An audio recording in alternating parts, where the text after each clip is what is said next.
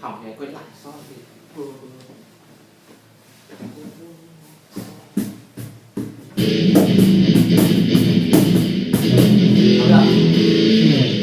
một hai ba bước qua bên này của thời gian, vẫn đôi vai chờ thấy thân ta áo gầy vòng giây. Tôi phiêu du và ước mong sao ngày tháng cứ mãi còn dài và thời gian cứ quên trôi.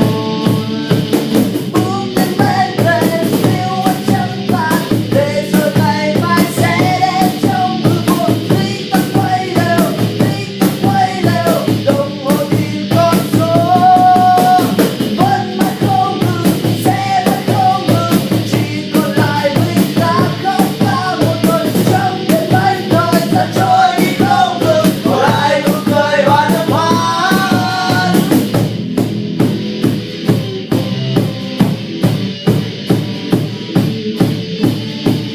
Bước chân đi trước khi hiện ta rơi trong vòng xoay thiên thu của đời.